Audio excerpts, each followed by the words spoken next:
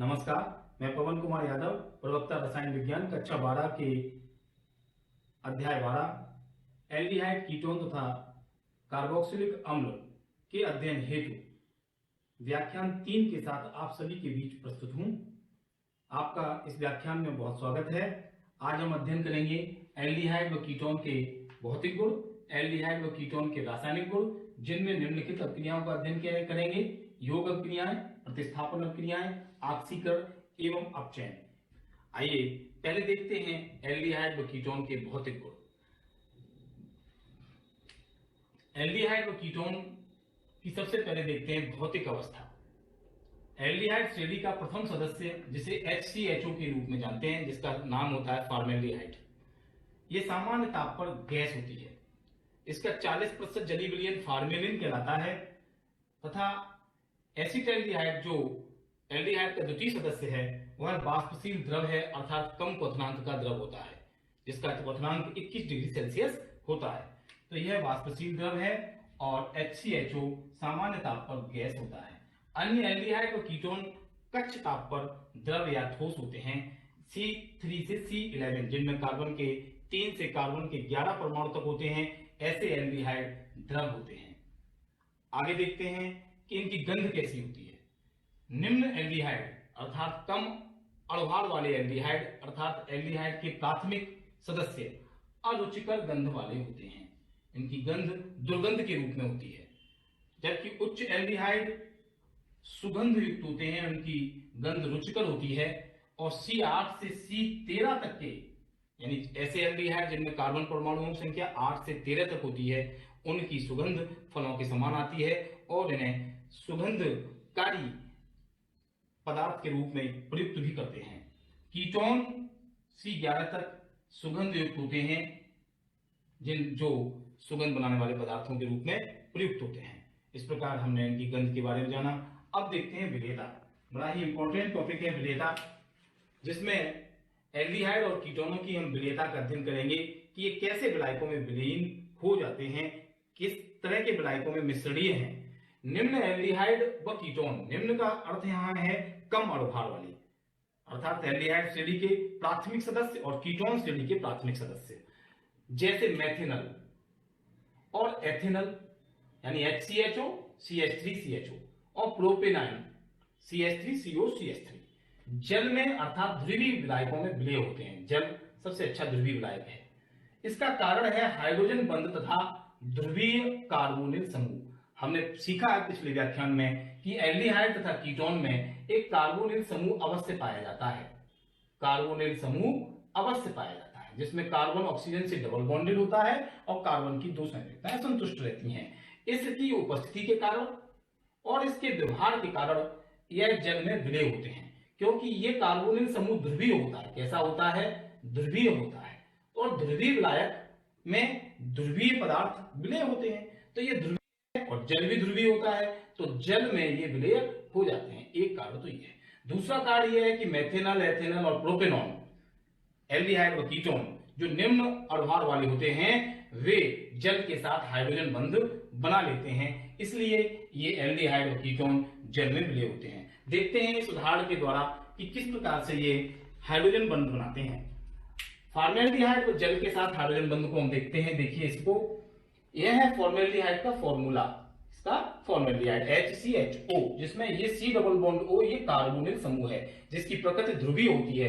क्यों? क्योंकि इसका जो कार्बन परमाणु है वो विद्युत धनी होता है और जो ऑक्सीजन परमाणु है उसके पास एक्स्ट्रा इलेक्ट्रॉन्स होते हैं। अतः इस पर डेल्टा माइनस और इस पर डेल्टा प्लस आवेश आ जाता है। डेल्टा का अर्थ है आंशिक धनावेश और आंशिक ऋणावेश उत्पन्न हो जाता है। यह ऑक्सीजन की हाइड्रोजन परमाणु जो विद्युत धनी होता है उसकी और कार्बोनिल समूह का ऑक्सीजन परमाणु जो विद्युत ऋणी होता है, इन दोनों के बीच में एक बंध बन जाता है, जिसे हम हाइड्रोजन बंध कहते हैं, जिसे यहाँ डॉटेड लाइन से दिखाया गया है। दूसरा फॉर्मेल्डिहाइड हाइड्रोजन जल की दूसरी हाइड्रोजन से हाइड्रोजन बंधित हो जाता है। इस प्रकार फॉर्मेल्डिहाइड और जल के साथ हाइड्रोजन बंध बन जाते हैं, जिसकी वजह से निम्न एल्डिहाइड और कीटोन जल में विलय होते हैं। अब देखते हैं कीटोन के एग्जाम्पल में।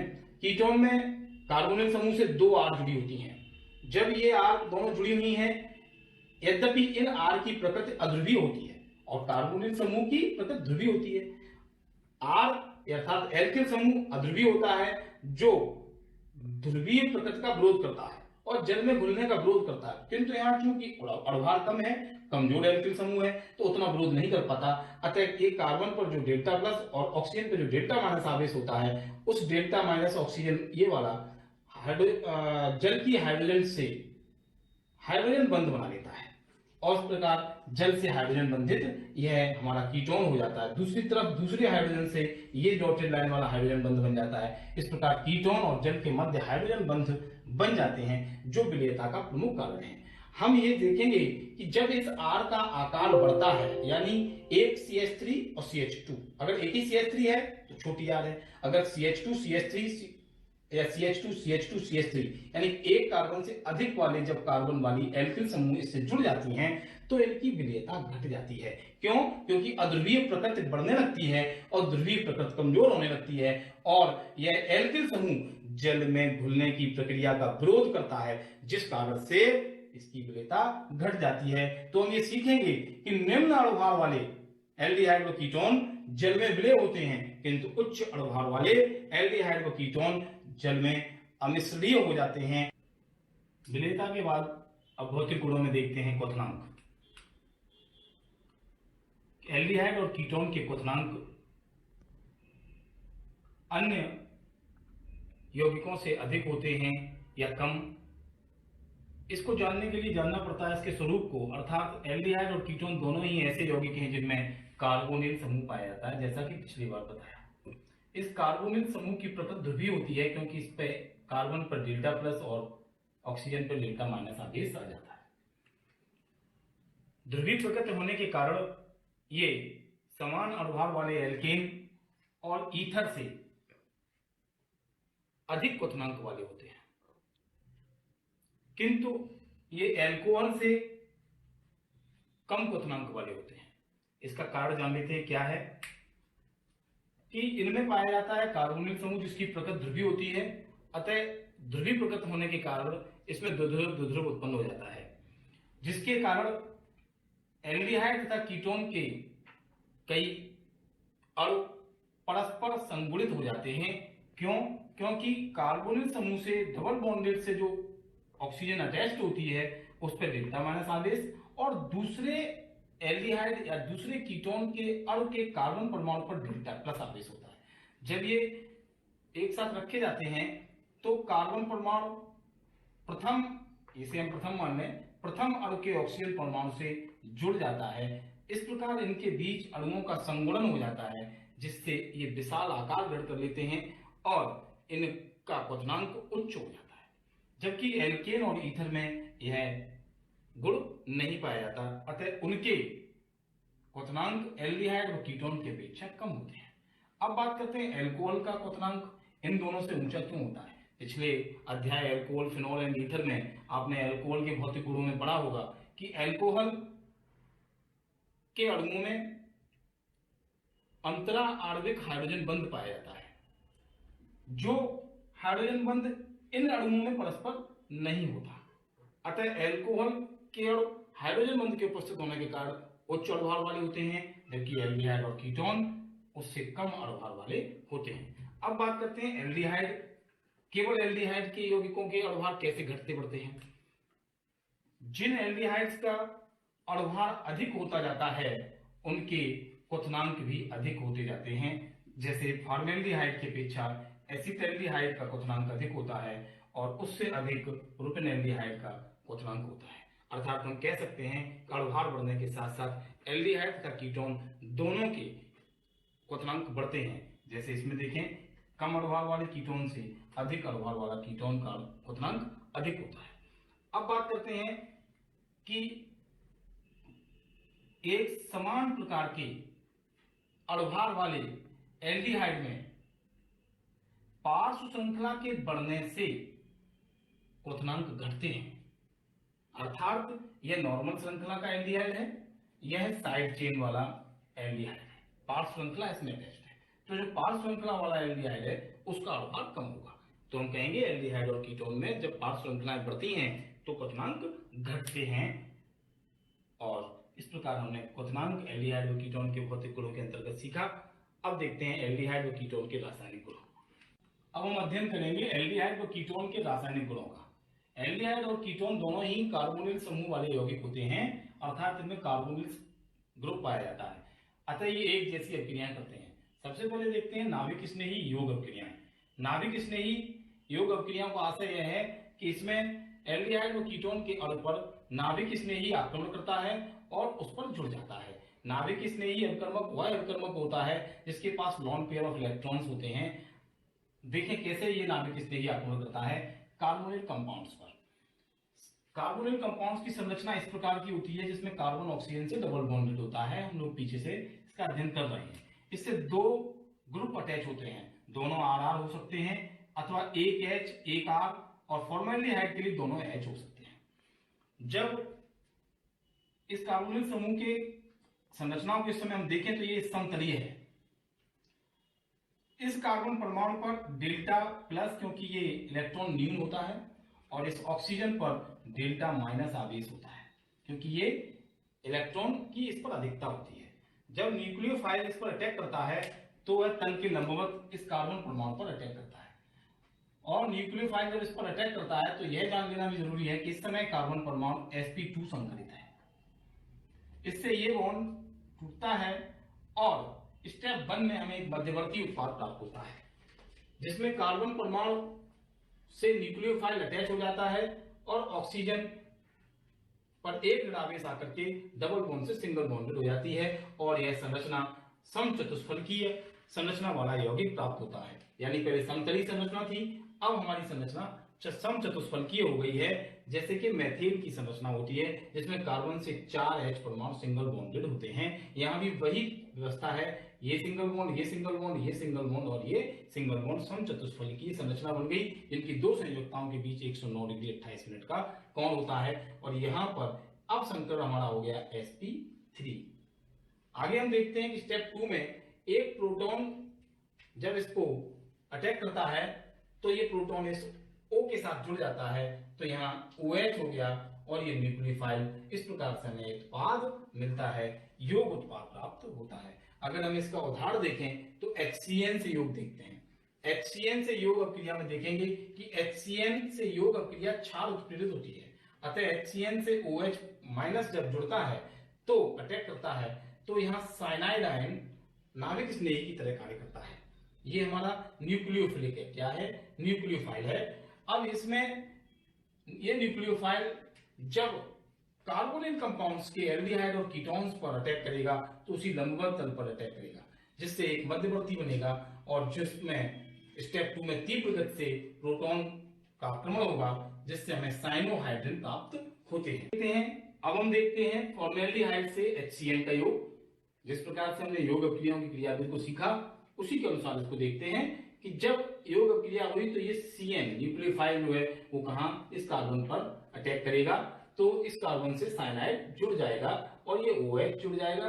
हमने डायरेक्ट स्टेप लिया है, साइनोहाइड्रिन बनेंगे। ये फॉर्मेल्डिहाइड था इसलिए फॉर्मेल्डी साइनोहाइड्रिन, फॉर्मेल्डिहाइड साइनोहाइड्रिन।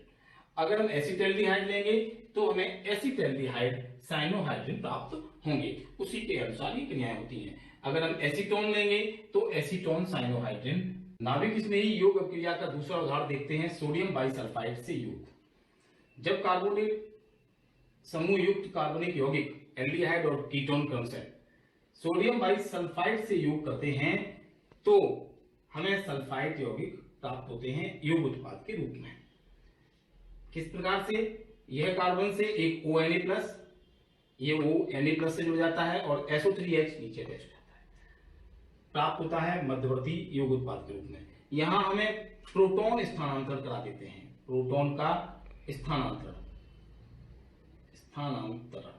यानी ये वाला H यहां और ये Na यहां आ जाता है तो हमें प्राप्त होता है OH और SO3Na, जिसे हम योग उत्पाद सल्फाइड यौगिक कहते हैं। देखते हैं एसिटल्डिहाइड पर। जब एसिटल्डिहाइड यानी CH3CHO पर NaHSO3 योग अभिक्रिया करता है तो हमें सोडियम सल्फाइड का एसिटल्डिहाइड योग उत्पाद प्राप्त होता है। OH ऊपर जुड़ जाता है और SO3 Na जुड़ जाता है। यहाँ जो डबल बॉन्ड था वो टूट जाता है, 2 सिंगल बॉन्ड कार्बन से बन जाते हैं और यह एक योग उत्पाद के रूप में हमें प्राप्त होता है। इसी प्रकार एसीटोन जब क्रिया करता है तो हमें एसीटोन सोडियम बाइसल्फाइड योग उत्पाद प्राप्त होता है। इसमें 2 R होती हैं यानी CH3CH3COH और SO3Na। एल्डिहाइड व कीटोन के रासायनिक गुणों में अगला हम देखेंगे प्रतिस्थापन अभिक्रियाएं, जिसमें एल्डिहाइड कीटोन में कार्बोनिल समूह उपस्थित होता है। जब हम अमोनिया के व्युत्पन्नों की अभिक्रिया कार्बोनिल समूह वाले एल्डिहाइड कीटोन से कराते हैं तो अमोनिया के व्युत्पन्न में उपस्थित नाइट्रोजन परमाणु पर लॉन पेयर ऑफ इलेक्ट्रॉन, यदि इसको ले अमोनिया का व्युत्पन्न NH2OH तो इसके इस नाइट्रोजन पर लॉन पेयर ऑफ इलेक्ट्रॉन उपस्थित होने के कारण ये नाभिक स्नेही की भांति कार्य करता है और कार्बोनिल समूह के कार्बन परमाणु पर जुड़ जाता है तथा एक H2O कार्ब निष्कासित होता है। इस प्रकार इस अभिक्रिया को प्रतिस्थापन अभिक्रिया कहते हैं, जिसे योग निराकरण की अभिक्रिया भी कहा जाता है क्योंकि इसमें योग और निष्कासन दोनों होते हैं। देखते हैं इनको उदाहरणों के द्वारा। तो फॉर्मेल्डिहाइड से समझते हैं कि फॉर्मेल्डिहाइड की क्रिया जब हम हाइड्रोक्सिल अमीन से कराते हैं, NH2OH से कराते हैं, तो इस NH2OH को इस प्रकार लिखा H2NOH। तो यहां से एक और जल का ये निकल गया H2O और बचा HC डबल बॉन्ड जो इस NOH से जाके जुड़ जाता है, इसे कहते हैं फॉर्मेल्डॉक्सिन। इस प्रकार फॉर्मेल्डिहाइड की क्रिया जब NH2OH से कराते हैं तो फॉर्मेल्डॉक्सिन बनते हैं क्योंकि इस क्रिया में ऑक्सीजन बनते हैं। जब एसिटैल्डिहाइड की क्रिया हम जब हाइड्रोक्सिल अमीन से कराते हैं तो एसिटैल्डॉक्सिन बनते हैं, क्रियाविधि वही है। और जब एसीटोन की क्रिया हम हाइड्रोक्सिल अमीन से कराते हैं तो एक H2O कार्बन निकल जाता है और NOH कार्बन परमाणु पे जाके जुड़ जाता है तो एसीटो ऑक्सीजन बनते हैं और जल का एक अणु निकलता है। इसको दूसरे उदाहरण से देखें, फेनिल हाइड्रोजीन से क्रिया। फेनिल हाइड्रोजीन का सूत्र होता है C6H5NH2। ध्यान रखेंगे आप इसके फॉर्मूला को। जब इसकी क्रिया हम कार्बोनिल समूह वाले यौगिकों से कराते हैं, चाहे फॉर्मेल्डिहाइड, चाहे एसिटैल्डिहाइड, चाहे एसीटोन, तो इसका भी इस तरह से लिख देते हैं कि H2NNHC6H5 H2NNHC6H5। तो ये वाला हमारा जल का अणु निष्कासित हो जाता है और ये नाभिक स्नेही की भांति कार्य करता है यहाँ पर नाइट्रोजन परमाणु, और जो जाकर के कार्बन पर अटैच हो जाता है जिससे फेनिल हाइड्रोजन बनते हैं। अगर ये फॉर्मेल्डिहाइड से रिएक्शन करेगा तो ये इस प्रकार बनेगा HHC double bond N NH C6H5। कैसे बनेगा? C6H5, जिसके कहेंगे हम फॉर्मेल्डिहाइड फेनिल हाइड्रोजन। अगर ये एसिटैल्डिहाइड से रिएक्शन करके, हमने रिएक्शन नहीं दिखाई है, आप समझ रहे हैं एग्जांपल्स को, इस H की जगह R हो जाएगा जब हम एसिटैल्डिहाइड लेंगे, और जब हम कीटोन लेंगे तो दोनों जगह R हो जाएगा, तो उसको कहेंगे एसीटोन फेनिल हाइड्रोजन। जब हाइड्रोजन से क्रिया होती है तो हाइड्रोजन का फॉर्मूला होता है NH2। इसको भी इस प्रकार लिख लेते हैं H2N.NH2। तो ये वाला जो जल का अणु बन जाता है, इसका ऑक्सीजन और इसका H2, ये निष्कासित हो जाते हैं H2O के रूप में, और इससे जुड़ जाता है NNH2। तो ये हाइड्रोजन बनते हैं। ये फेनिल थे क्योंकि इसमें C6H5 लगा था, ये NNH2 है तो हाइड्रोजन बनते हैं। एल्डिहाइड और कीटोन के रासायनिक गुणों में अगला हेडिंग है हमारा ऑक्सीकरण। ऑक्सीकरण का मतलब है ऑक्सीजन का जुड़ना या removing of hydrogen, removal of hydrogen या एडिंग ऑफ ऑक्सीजन को हम ऑक्सीकरण मानते हैं। तो यहां ऑक्सीजन जुड़ेंगे।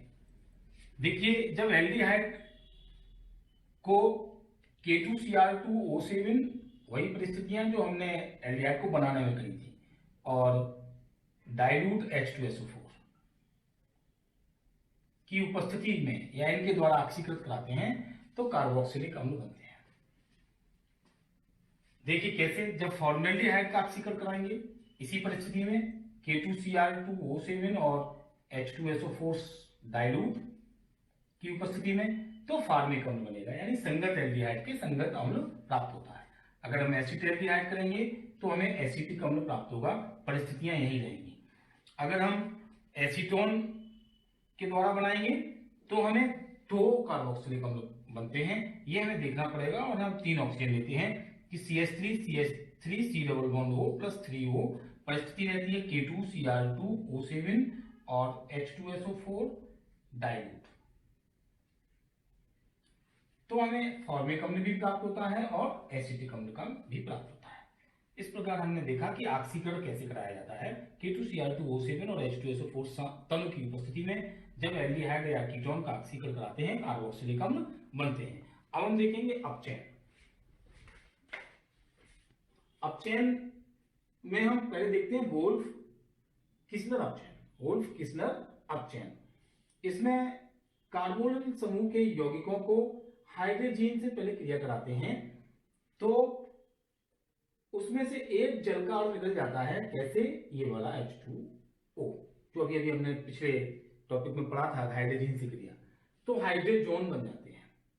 क्रम से फॉर्मेल्डिहाइड होगा तो फॉर्मेल्डिहाइड का, और अगर एसीटोन होगा तो एसीटोन का हाइड्रोजोन बन जाता है। आपको याद होगा, यहां आपको कुछ खाली स्थान छोड़े हैं। इस रिएक्शन को समझाते समझाते हम अभ्यास प्रश्न भी कर लेंगे, क्योंकि क्वेश्चन ऐसे आते भी हैं कि खाली स्थान में क्या भरा जाएगा, फिल इन द ब्लैंक्स, तो हम उनको भी पूरा करेंगे और इस अभिक्रिया को भी समझेंगे प्रश्नोत्तर के साथ।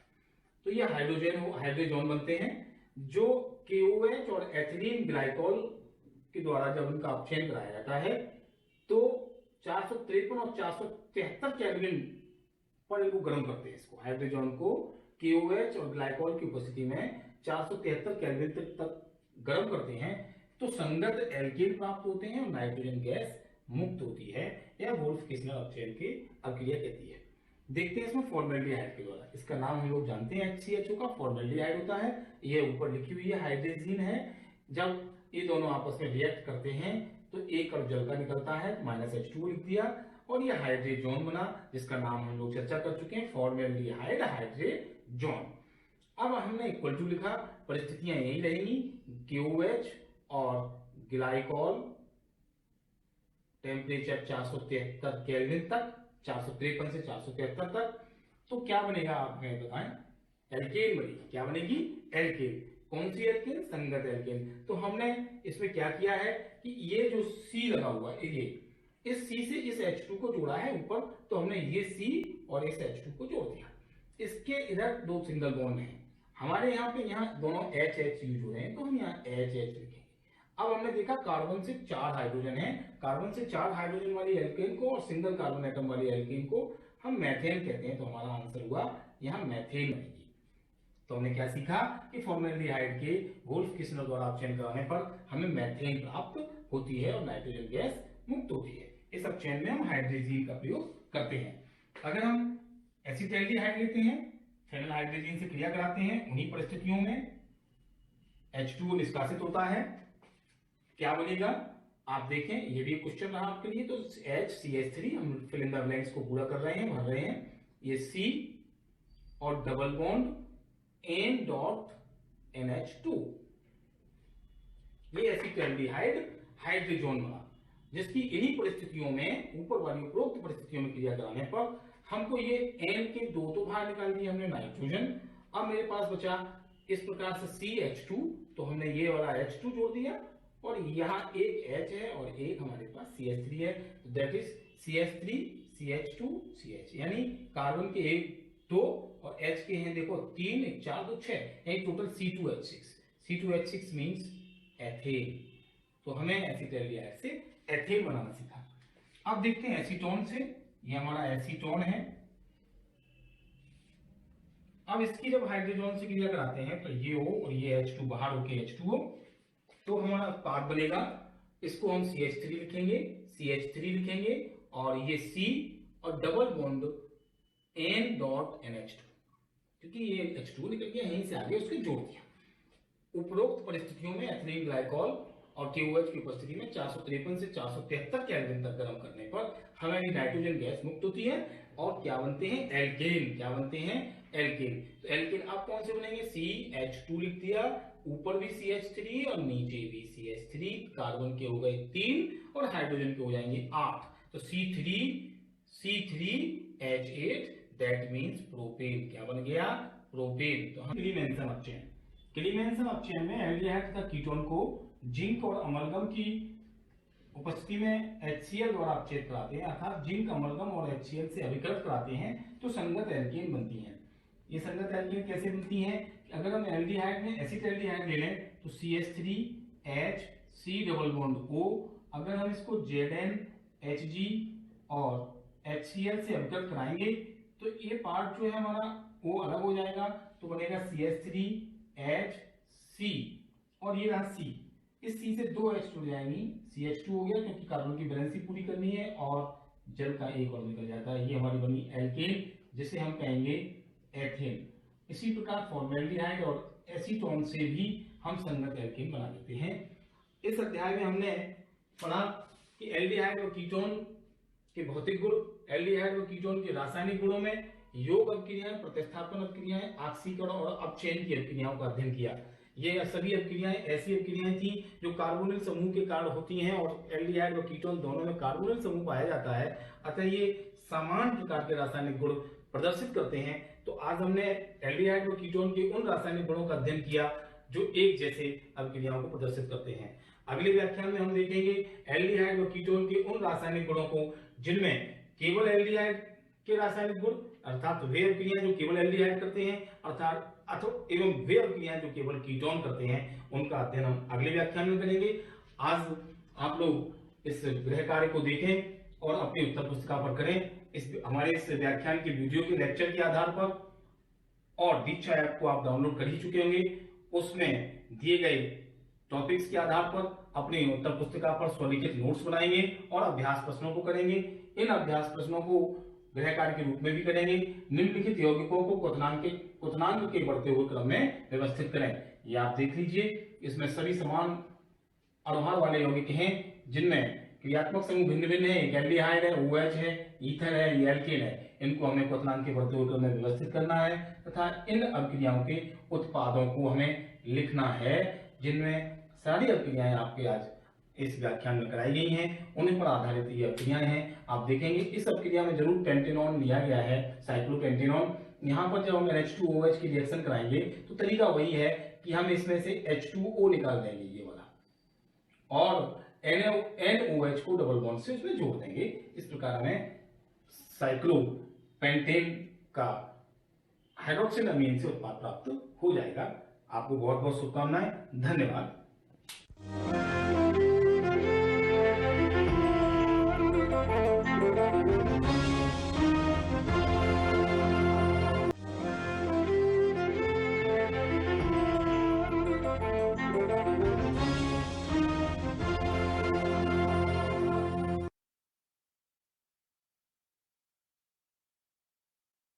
नमस्कार बच्चों, मैं समरीन सुल्ताना एक बार फिर से आप सबका आज की गृह विज्ञान की कक्षा में स्वागत करती हूँ। बच्चों, आज हम आय, व्यय और बचत अध्याय 2 कक्षा 10 का आगे का भाग पढ़ेंगे, जिसमें हम बचत के बारे में विस्तार से चर्चा करेंगे। आइए देखते हैं हमारे चर्चा के बिंदु कौन कौन से हैं। सबसे पहले हम अपने पहले भाग में हमने क्या क्या पढ़ा था उसका पुनरावलोकन करेंगे। उसके बाद बचत का अर्थ और महत्व क्या क्या है इसके बारे में हम जानेंगे। उसके बाद हम मितव्ययिता क्या होती है, किसको हम मितव्ययिता कहते हैं, इसके बारे में हम पढ़ेंगे। और तत्पश्चात हम बचत के कौन कौन से माध्यम होते हैं, किन माध्यमों के द्वारा हम बचत अपनी कर सकते हैं, इसके बारे में हम विस्तार से चर्चा करेंगे। हम देखेंगे कि हम पुनरावलोकन में देखते हैं कि हमने क्या क्या पढ़ा था। पहले सबसे पहले हमने जाना था कि आय क्या होती है, किसको हम आय कहते हैं। कुछ भी हम आर्थिक प्रयास करते हैं धन प्राप्त करने के लिए, उसी को हम आय कहते हैं। फिर हमने जाना था कि आय के स्रोत कौन कौन से हैं, किन किन स्रोतों द्वारा आय हमारे घर में आती है, जैसे वेतन, मजदूरी, व्यवसाय आदि।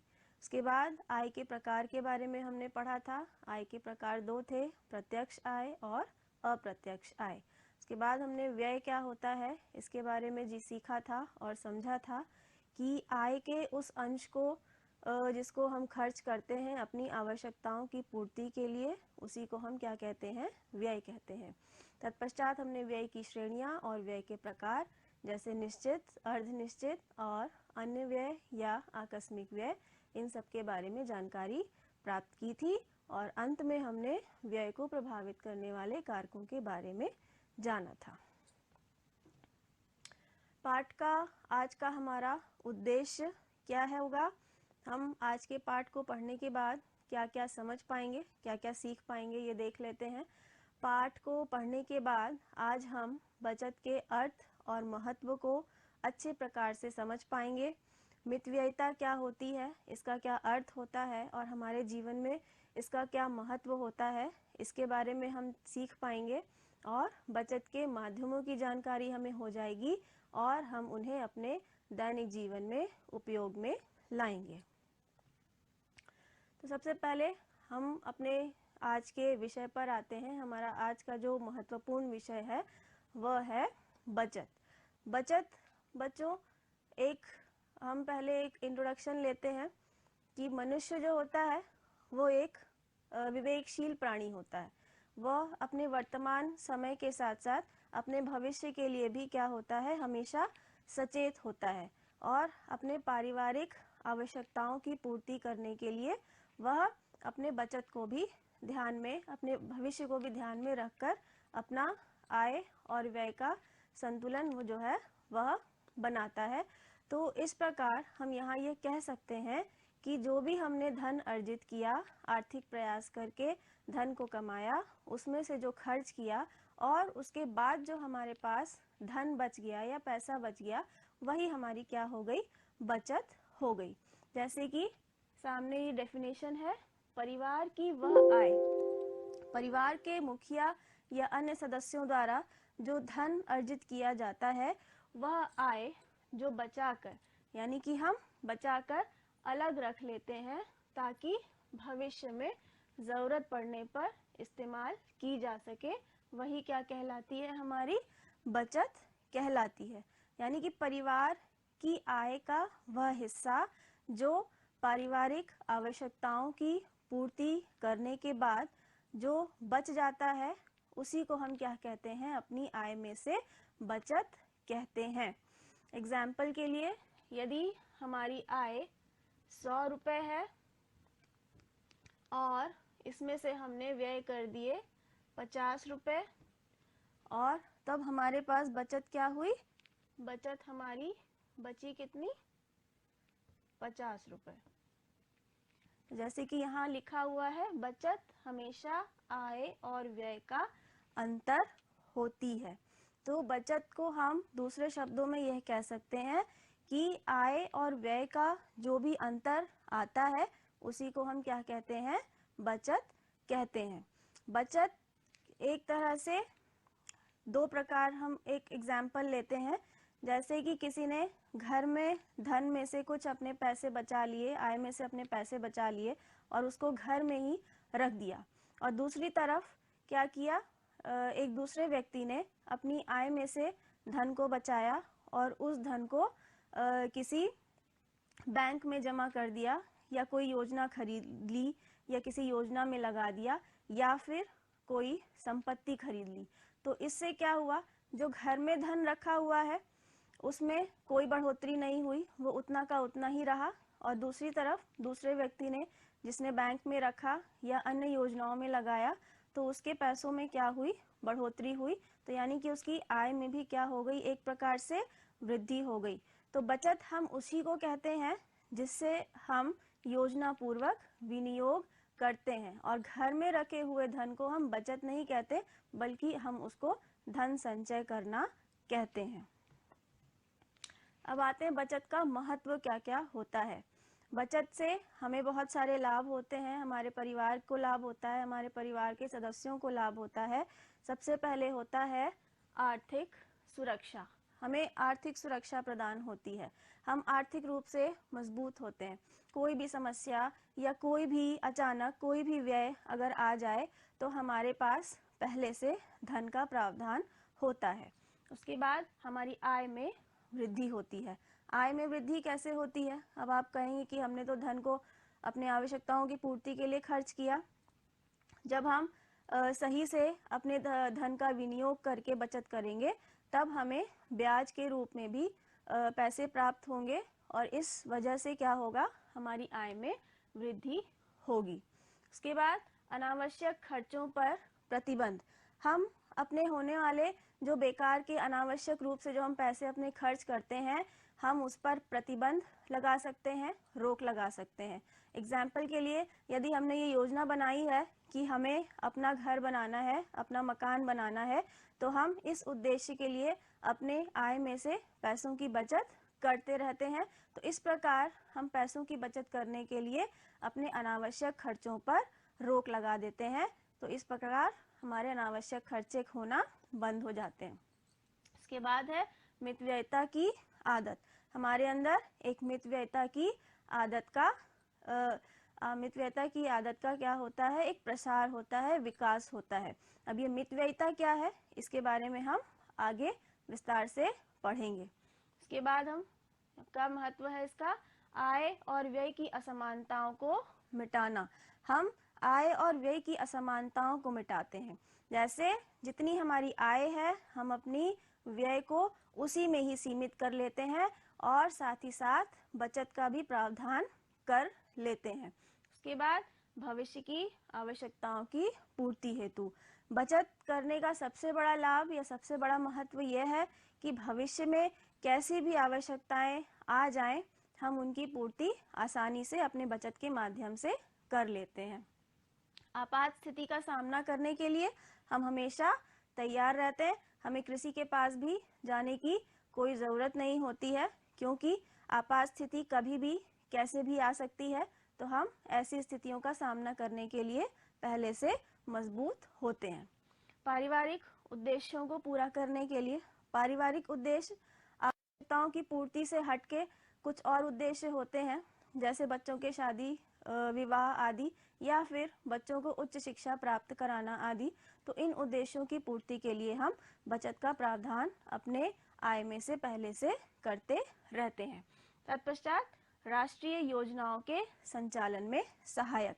जो भी पैसा हम अपना विनियोग करते हैं, बैंक में जमा करते हैं या LIC में लगाते हैं या फिर कंपनी के शेयर बॉन्ड्स वगैरह खरीदते हैं, तो इन सब का क्या महत्व होता है? ये सारे हमारे जमा किए हुए पैसे राष्ट्रीय योजनाओं के संचालन में सहायक होते हैं। तो ये था बच्चों बचत का महत्व। हमारे जीवन में बचत का बहुत अत्यधिक महत्व है। जो ये पिक्चर आप देख रहे हैं, इसमें अलग अलग बोतलें हैं। किसी में पेंशन लिखा है, किसी में कॉलेज लिखा है, किसी में वैकेशन लिखा है, और कुछ पैसे आपको दिख रहे हैं। तो हम अपने अलग अलग ज़रूरतों के हिसाब से बचत कर सकते हैं। तो इस पिक्चर के माध्यम से हम महत्व को अच्छी प्रकार से समझ सकते हैं। अब आता है हमारा मितव्ययिता। हमने अभी पढ़ा था कि मितव्ययिता की आदत का विकास होता है। अब ये मितव्ययिता क्या है? मितव्ययिता वह है, यानी कि वह समझदारी है जिससे हम अपनी आय को बहुत ही नियोजित ढंग से खर्च करते हैं। यानी कि दूसरे शब्दों में हम कह सकते हैं कि समझदारी पूर्वक जब हम अपनी आय को अपनी आवश्यकताओं की पूर्ति के लिए खर्च करते हैं, उसे ही हम क्या कहते हैं? मितव्ययिता। यानी कि कम से कम धन खर्च करके हमें अधिक संतोष की प्राप्ति होती है। और मितव्ययिता का अर्थ जो है वह है फिजूल खर्ची से बचना। जब हम मितव्ययिता को अपनाते हैं तो हम फिजूल खर्ची से अपने आप दूर हो जाते हैं। मितव्ययिता के कुछ तत्व होते हैं, जैसे है वस्तुएं खरीदने का उचित स्थान। घर की जो गृहिणी होती है उसको यह ज्ञान है अगर कि कौन सी वस्तु कौन से स्थान से उचित मूल्य पर और उचित दर पर, उचित मात्रा में या उचित अच्छी क्वालिटी में उसको मिल जाएगी, तो वह ऐसी जगहों से अपने घर के लिए सामान खरीदती है और इस प्रकार वह अपने धन में से अपने घर के लिए बचत कर सकती है। उसके बाद आता है आवश्यकताओं का समुचित ज्ञान। जब भी हम मार्केट जाएं तो सामान ऐसे देख के ना खरीद लें कि सस्ती मिल रही है तो ले लिया। हमें यह पता होना चाहिए कि कौन सी वस्तु का या कौन से सामान की आवश्यकता हमारे घर में है, हम उसी की ही खरीद फरोख्त करेंगे, तब हम क्या होगा, हमारे धन की बचत हो पाएगी। अगर हम अनावश्यक ही सामान ऐसे ही खरीद लेंगे जिसका घर में कोई यूज़ नहीं होगा, कोई इस्तेमाल नहीं होगा, तब हमारा धन जो है वो व्यर्थ चला जाएगा। तत्पश्चात आवश्यकताओं की तीव्रता का ज्ञान। आवश्यकताएं तो बहुत सारी होती हैं घर में, तो उनमें से सबसे ज्यादा तीव्र आवश्यकता कौन सी है, यानी कि कौन सी आवश्यकता ऐसी है जिसको तत्काल ही पूरा करना है। तो अगर ऐसी समझदारी से जब हम चलेंगे तब क्या होगा, हम अपने धन को अच्छी प्रकार से मैनेज कर पाएंगे और बचा पाएंगे। फिर आता है मोल भाव करने की योग्यता। हमें मोल भाव करना आना चाहिए। हम मार्केट जाएं तो व्यक्ति, दुकानदार जो सामने वाला होता है, वो सामान्यतः क्या करता है, दाम बढ़ा चढ़ा कर बताता है। तो हमें दामों का ज्ञान होना चाहिए, उससे मोल भाव करना आना चाहिए, और बेहतर यही होगा कि हम ऐसी जगहों से सामान खरीदें जहां पर एक दाम यानी कि फिक्स रेट होता है। जैसे कि पिक्चर में आप देख सकते हैं, यहाँ पर फ्री या सेल वगैरह को जो ऑफर आता है, ऐसी जगहों से जब हम सामान खरीदते हैं तो हमारे धन की बचत होती है, और इस प्रकार हमारे अंदर मितव्ययिता की आदत का विकास होता है। अब आते हैं बचत के माध्यम। बचत के माध्यम कौन कौन से हैं, किन किन माध्यमों द्वारा हम अपने धन की बचत कर सकते हैं। जैसे कि हमने पहले ही कहा कि अगर हम घर में अपना पैसा रखेंगे तो उसमें से पैसा वो बढ़ेगा नहीं, वह उतना ही रहेगा। उसको हम संचित धन कहेंगे, उसको हम बचत किया हुआ धन नहीं कहेंगे। तो बचत के ऐसे माध्यम जिनसे अच्छे से विनियोग हो सके और हमारे धन की वृद्धि भी हो सके, ऐसे माध्यमों को हम बचत के माध्यम कहते हैं। इनमें से सबसे पहला है बैंक। बैंक में हम अपने धन को रखते हैं, अपने पैसे को रखते हैं, इससे हमारे धन की बचत होती है। इस प्रकार ही डाकघर भी कुछ ऐसी सेवाएं प्रदान करता है जिससे हम अपने धन की बचत करते हैं। फिर जीवन बीमा योजना, बहुत सारी योजनाएं हैं जीवन बीमा की, इनको हम अपनाकर अपने धन की बचत करते हैं। तत्पश्चात कंपनियों के शेयर, कुछ कंपनियां होती हैं वो अपने शेयर बेचती हैं, तो इनको भी हम खरीदकर अपने धन की बचत को कर सकते हैं। अब आइए विस्तार से देखते हैं कि बैंक में हम किस प्रकार अपने धन की बचत करते हैं। बैंक एक ऐसी सुसंगठित संस्था है, एक आर्थिक संस्था है जो रुपए पैसों का लेन देन करती है और किसी भी व्यक्ति को अपना धन जो है वह बैंक में जमा करने की जो है वो परमिशन देती है, और आवश्यकता पड़ने पर निकालने की परमिशन भी देती है। और जमा किए गए पैसों पर बैंक एक निश्चित दर पर ब्याज भी प्राप्त कराता है। बैंक यहाँ पर सरकारी और गैर सरकारी दोनों ही होते हैं। अब बैंक में अगर हमारा खाता है तो उससे क्या क्या लाभ होते हैं। बैंक में जो राशि हम रखते हैं, जब अपना धन हम रखते हैं, तब वह अधिक सुरक्षित होता है और उसके चोरी होने की संभावना न के बराबर होती है। तत्पश्चात बैंक में जो जमा राशि है उस पर उचित दर पर हमें ब्याज भी मिलता है, और जबकि घर में रखा हुआ जो पैसा होता है उस पर हमें ब्याज की प्राप्ति नहीं होती। बैंक के माध्यम से हम पैसे एक जगह से दूसरी जगह भेज भी सकते हैं और इसी प्रकार मंगवा भी सकते हैं। बैंक में खाता रखने से हमें बैंक लॉकर की सुविधा भी प्राप्त होती है, जिसमें हम अपनी बहुमूल्य वस्तुएं जैसे बहुमूल्य आभूषण, जेवर, कागज, अपने निजी सर्टिफिकेट्स जैसे मार्कशीट्स या प्रमाण पत्र हैं, या फिर शेयर बॉन्ड सर्टिफिकेट्स आदि रख सकते हैं। अब आते हैं बैंक खातों के प्रकार पर। बैंक में कितने प्रकार के खाते होते हैं। एक होता है बचत खाता और दूसरा है चालू खाता।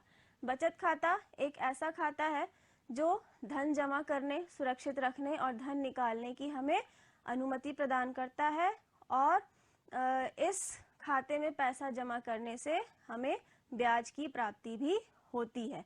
और दूसरी तरफ वहीं जो चालू खाता है वह उन लोगों के लिए है जो व्यवसाय चलाते हैं और उन्हें दिन में कई बार पैसे निकालने और जमा करने पड़ते हैं।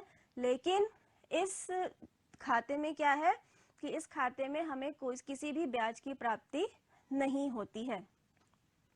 अब बैंक खाते का विवरण, हमने किस डेट में पैसे निकाले हैं या जमा किए हैं, या कितने निकाले हैं, कितनी मात्रा में निकाले हैं, इन सब का एक विवरण भी हमें ज्ञात होता रहता है। वो कैसे ज्ञात होता है, हमें बैंक द्वारा एक पासबुक उपलब्ध कराई जाती है जिसका हमें नियमित रूप पर एंट्री करानी होती है, जिससे हमें पता चलता रहता है कि हमने किस डेट में किस तिथि में अपने पैसे को जमा किया है और या फिर निकाला हुआ है। आजकल बैंक क्या करता है, एक नई सुविधा भी प्रदान करता है, डायरेक्ट हमारे फ़ोन नंबर को कनेक्ट कर देता है हमारे खाते से, और जैसे ही हमने पैसे निकाले या फिर जमा किए, हमारे पास तुरंत मोबाइल पर क्या आता है, मैसेज आ जाता है और हमें तुरंत ही ज्ञात हो जाता है कि हमारे खाते में पैसे जमा हुए हैं या फिर निकाले गए हैं। अब बैंक में पैसे जमा करने अथवा निकासी करने के माध्यम कौन कौन से होते हैं। चेकबुक, सबसे पहले है चेकबुक। चेकबुक से क्या होता है, हम पैसे अपने अकाउंट से, अपने खाते से निकाल सकते हैं। चेकबुक कितने प्रकार के चेक होते हैं, वाहक चेक, रेखांकित चेक, यात्री चेक और उपहार चेक। वाहक चेक वह होता है जिससे हम क्या कर सकते हैं, नगद धनराशि बैंक द्वारा प्राप्त कर सकते हैं।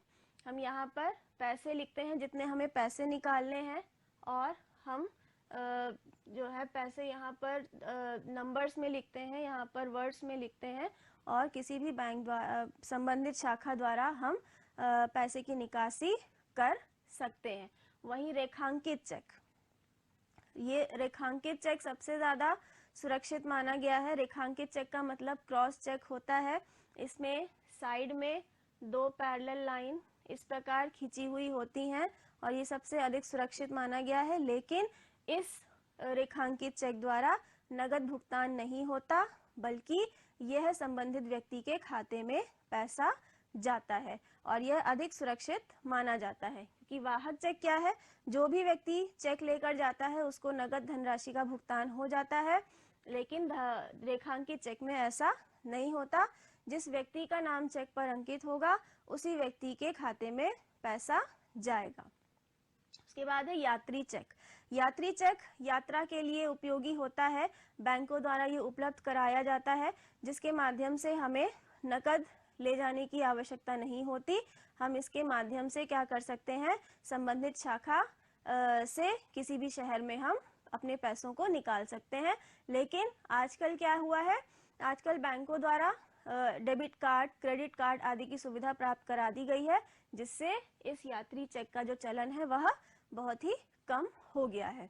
और अंत में है हमारा उपहार चेक। उपहार चेक वह चेक है जो बैंकों द्वारा उपलब्ध कराया जाता है, जिससे हम अपने रिश्तेदारों, मित्रों को उपहार रूप में, ये नकद के रूप में ना होकर के हम चेक द्वारा उपहार दे सकते हैं, जो कि 501 या 1001 रुपए के चेक होते हैं।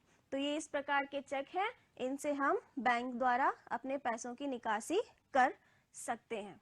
इसके बाद है बैंक में हम जमा अथवा निकासी करने के माध्यम में ही ये आहरण पर्ची है, इसके द्वारा हम बैंक में जाते हैं, इसको भरते हैं, कितने पैसे हमें चाहिए उतने पैसे हमें नकद रूप में प्राप्त हो जाते हैं। अब वहीं ये बच्चों, ये जमा पर्ची है, हम जब बैंक में पैसे जमा करने जाते हैं तो 100 की कितनी नोट है, 200 की कितनी है, 20 की कितनी है, उसका विवरण हम यहाँ पर लिखते हैं, पैसों की फिर टोटल करते हैं, उसके बाद हमें पैसा जमा करने का सुविधा जो है वो प्राप्त हो जाती है। अब आता है डाकघर। डाकघर क्या करता है, डाकघर में हम यही सोचते हैं कि चिट्ठी आती है जाती है, लेकिन डाकघर जो है वो अन्य कार्यों के अतिरिक्त जनता की बचत का कार्य भी करता है और ये बहुत सारी योजनाएं भी देता है। जैसे डाकघर बचत खाता, हम अपना एक बचत खाता डाकघर में भी खोल सकते हैं। इसके अलावा पंचवर्षीय आवर्ती जमा खाता है, हम इसको भी खुलवाकर अपने धन को हम विनियोग कर सकते हैं। फिर डाकघर मासिक आय खाता योजना है, इसके अंतर्गत भी हम अपने धन को अच्छी प्रकार से विनियोग कर सकते हैं। वरिष्ठ नागरिक बचत योजना, इसमें वरिष्ठ नागरिकों को सुविधा प्राप्त होती है अपने धन को बचत करने की। फिर है राष्ट्रीय बचत पत्र, नेशनल सेविंग सर्टिफिकेट, कुछ इस प्रकार का होता है, इससे भी हम अपने धन की बचत कर सकते हैं। और किसान विकास पत्र, इसके द्वारा भी हम अपने धन को बचा सकते हैं। तो ये सारी जो सुविधाएं हैं ये डाकघर हमें अपने पैसों की बचत करने के लिए प्रदान करता है। अब आता है जीवन बीमा। जीवन बीमा योजना आपने सुना होगा, LIC के बारे में सुना होगा। LIC क्या करता है? LIC हमें तरह तरह की योजनाएं उपलब्ध कराता है जिससे हम अपने धन को बचत करते हैं और अपने धन का भली प्रकार से विनियोग करते हैं। जीवन बीमा का सबसे बड़ा लाभ यह है कि अगर हमने कोई पॉलिसी ले रखी है तो उससे क्या होता है, हमें प्राकृतिक या मानव निर्मित कोई भी कारणों द्वारा अगर हमें किसी प्रकार की हानि हो गई है तो उससे हमें क्या होता है, सुरक्षा प्राप्त होती है। और बीमा जो व्यक्ति करवाता है उसको अपने हिसाब से चुनी हुई अवधि के अनुसार, एग्जाम्पल के लिए त्रैमासिक यानी कि 3 महीने में, या फिर छमाही 6 महीने में, या फिर वार्षिक यानी कि 1 साल के अंतराल पर एक निश्चित राशि यानी कि एक निश्चित धन हमें जमा करना पड़ता है, जिसको हम क्या कहते हैं, प्रीमियम कहते हैं। समझ में आया बच्चों? यानी कि व्यक्ति जो भी पॉलिसी लेता है वह अपने हिसाब से अपने अनुसार प्रतिमाह, त्रैमासिक, छमाही या वार्षिक, इन चारों प्रकार में से जिसमें भी वह सहज हो वह अपनी अवधि चुन सकता है और अपनी निश्चित जो राशि है उसको जमा कर सकता है। इससे लाभ क्या क्या होता है? इससे हमारे परिवार को संरक्षण प्राप्त होता है। बीमा पॉलिसी लेने वाले व्यक्ति को अगर कुछ हो जाए तो उसके परिवार को उसके बाद भी धन की प्राप्ति होती है। वृद्धावस्था में आर्थिक सहायता प्राप्त करता है। अगर हमने पॉलिसी कोई इस प्रकार की ली है कि हमारी वृद्धावस्था में हमें सहारा रहेगा तो इस प्रकार की सहायता भी हमें जीवन बीमा प्रदान करता है। बच्चों की शिक्षा या फिर विवाह हेतु भी हम पॉलिसीज लेते हैं और वह उस टाइम पर तक मैच्योर हो जाती हैं और उस टाइम पर बच्चों के काम आती हैं। सबसे बड़ा इसका जो लाभ है, आयकर में छूट। कोई भी हम बीमा पॉलिसी अगर लेते हैं तो उसमें हमें अब आयकर नहीं देना होता, हमें आयकर में छूट मिलती है। अब किसी भी प्रकार की शारीरिक हानि होने पर सुरक्षा कवच प्रदान करता है। बीमा पॉलिसी होल्डर को अगर कुछ हो जाए समय रहते तब उसको क्या करना होता है, ये बीमा पॉलिसी जो है ये सुरक्षा कवच प्रदान करती है। अब आता है कंपनियों के शेयर। कुछ कंपनियां होती हैं, कुछ सभी कंपनियां जो होती हैं वो समय समय पर अपने कुछ शेयर्स को बेचती रहती हैं। ये शेयर निर्धारित मूल्य पर कोई भी व्यक्ति खरीद सकता है और शेयर खरीदने वाले व्यक्ति को उस कंपनी का हिस्सेदार मान लिया जाता है और कंपनी को होने वाले लाभ में उस संबंधित व्यक्ति का क्या बन जाता है, हिस्सा बन जाता है। तो ये जो आप देख रहे हैं बच्चों, ये एक शेयर सर्टिफिकेट का उदाहरण है। इसमें लिखा हुआ है पर्सन का नाम या फिर कितने अमाउंट में उसने ये खरीदा हुआ है और संबंधित कंपनी के चेयरमैन या फिर मैनेजिंग डायरेक्टर का उसमें सिग्नेचर होता है। तो इस प्रकार हम अपने धन की बचत कंपनियों के शेयर खरीद के भी कर सकते हैं। अब आइए देखते हैं बच्चों आज के विषय को, आज के हमने पढ़ने के बाद क्या सीखा है। हमने आज देखा कि बचत क्या होती है। आय का वह प्रतिशत जो हम भविष्य के लिए बचाकर अलग रख लेते हैं उसे हम क्या कहते हैं, बचत कहते हैं। यानी कि आय जो हमने प्राप्त की उसमें से हमने जो व्यय किया अपनी आवश्यकताओं की पूर्ति के लिए और फिर हमारे पास जो अंश उसका बच गया वही क्या कहलाता है, बचत कहलाता है। बचत का हम सबके जीवन में बहुत अधिक महत्व होता है। यह हमें आर्थिक सुरक्षा, आय में वृद्धि और अनावश्यक खर्चों पर प्रतिबंध और मितव्ययिता की आदत हमारे अंदर आती है। फिर हमने बचत के माध्यम देखे थे। बचत के माध्यम कौन कौन से थे? जैसे थे बैंक में 2 प्रकार के खाते थे, चालू खाता, बचत खाता। फिर डाकघर जीवन बीमा, डाकघर था उसके बाद जीवन बीमा था, तत्पश्चात हमने कंपनी के शेयर के बारे में जानकारी प्राप्त की। बैंक में हमने खाते देखे कितने प्रकार के हैं, बचत खाता है और चालू खाता, जिसमें से हमें ब्याज किस खाते में नहीं मिलता है, चालू खाते में नहीं मिलता है। फिर डाकघर की विभिन्न प्रकार की योजनाएं देखी थी, जैसे राष्ट्रीय बचत पत्र हम खरीदते हैं डाकघर से, या फिर हम डाकघर बचत पत्र और डाकघर बचत खाता उसमें हम खोलते हैं और अपने धन में से बचत का प्रावधान करते हैं। कंपनी के जो शेयर होते हैं ये माध्यम थोड़ा कम प्रचलित है, लेकिन इसके माध्यम से भी बहुत सारे लोग अपने धन का जो है वो बचत और या विनियोग वो जो है अच्छी प्रकार से कर पाते हैं। अब बच्चों, आशा है आज का पाठ आपको समझ में आया होगा। आज का जो अध्याय 2 है कक्षा 10 का आय, व्यय और बचत, ये आज पूरा होता है और इसका कुछ गृह कार्य है। गृह कार्य में पहला क्वेश्चन जो है, बचत का हमारे जीवन में क्या महत्व होता है। आप सबको पता ही होगा, इसको आप समझाइए, अपनी कॉपी में लिखिएगा विस्तार से। उसके बाद बचत के माध्यम कौन कौन से हैं, किन किन माध्यमों द्वारा हम अपने धन की बचत कर सकते हैं, इसके बारे में आप लिखिएगा। फिर बैंक में कितने प्रकार के खाते हम खोल सकते हैं, आपको इसका आंसर पता ही होगा। हम 2 प्रकार के खाते खोल सकते हैं। चेक कितने प्रकार के होते हैं, ये आपको लिखना है यहाँ पर। और ये एक प्रैक्टिकल क्वेश्चन है। अपनी माता की सहायता से अपने घर का आय व्यय का ब्यौरा आपको लिखना है और मासिक बचत आपकी कितनी हुई यह जानने का आपको प्रयास करना है। आशा है आप सबको सब समझ में आया होगा।